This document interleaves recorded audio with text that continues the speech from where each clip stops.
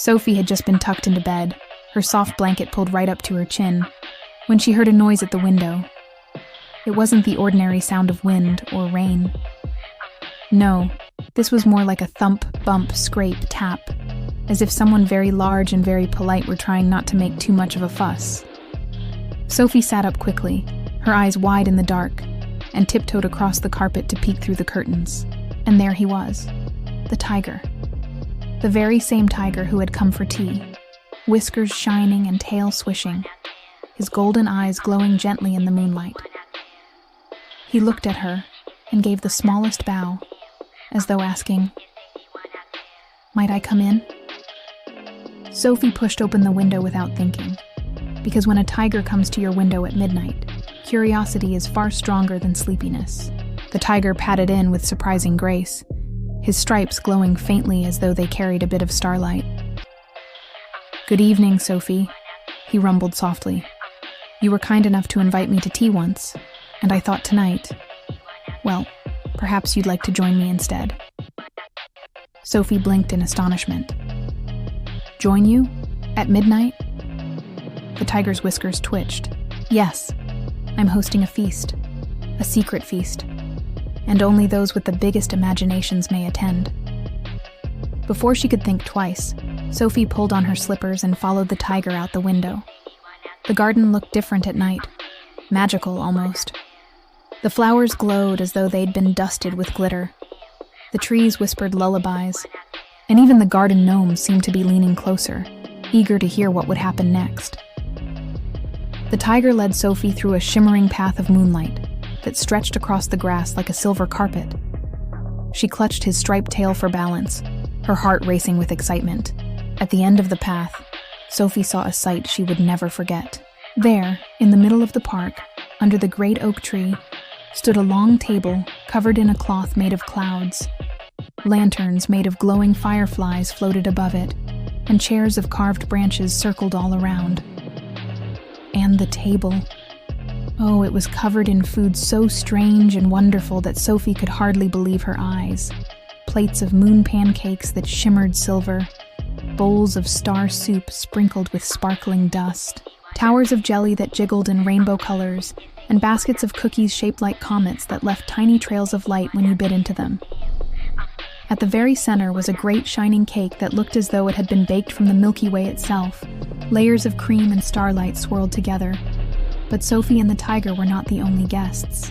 Around the table sat an astonishing company. A bear in a waistcoat was pouring tea from a pot shaped like the moon. A family of owls fluffed their feathers, waiting for their plates of starlight spaghetti. A fox in a velvet coat licked his lips over a bowl of sparkling sherbet. Even the hedgehogs were wearing tiny bow ties, politely nibbling on slices of glowing apple pie. Sophie gasped. The tiger chuckled.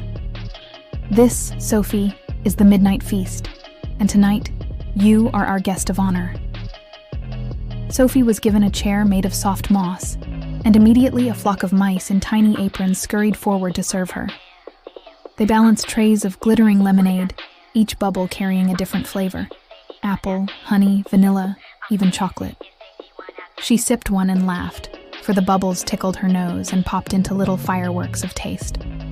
Then came the star soup, warm and gentle, as if she were drinking comfort itself. Then the moon pancakes, which melted on her tongue like clouds sweetened with sugar. Sophie had never, ever eaten anything so magical. As the feast went on, the animals began to talk and tell their stories.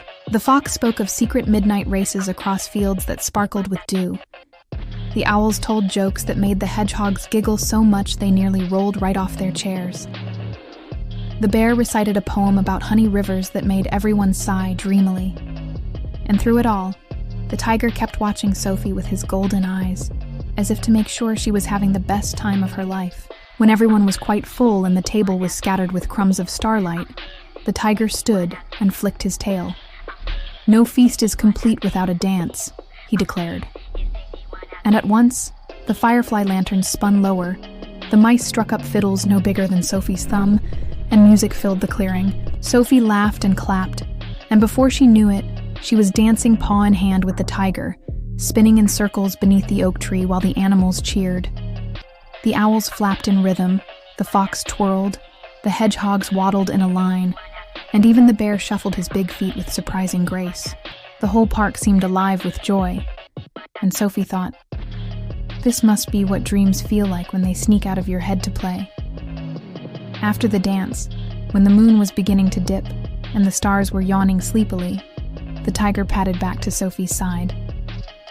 It's almost dawn, he said gently. Time for little girls to be tucked in their beds. Sophie felt her eyes growing heavy, though her heart still buzzed with the magic of the feast. She wanted to stay forever, but she knew the tiger was right. So he walked her back along the silver path, through the glowing garden, and up to her window. Before she climbed inside, Sophie hugged the tiger tightly around his stripy neck. "Thank you," she whispered. "I'll never forget the midnight feast." The tiger purred like a great golden engine. "Remember, Sophie, there is always more magic than you think, especially at midnight. All you need is a brave heart and an open imagination." Then, with a final swish of his tail, he leapt into the shadows and was gone. Sophie crawled back into bed just as the first pink light of morning painted her curtains. She lay there smiling, the taste of starlight still on her tongue, her toes still tingling from the dance. Mama called her down for breakfast a little later, and when Sophie looked at the ordinary toast and jam on her plate, she giggled. Ordinary or not, she knew she had shared the most extraordinary meal of her life. And though she never quite knew when the tiger might come again, Sophie always kept her slippers by the bed and her heart wide open, just in case the window tapped one night with a thump, bump, scrape, tap. Because when a tiger invites you to a midnight feast, whatever next might happen is bound to be wonderful.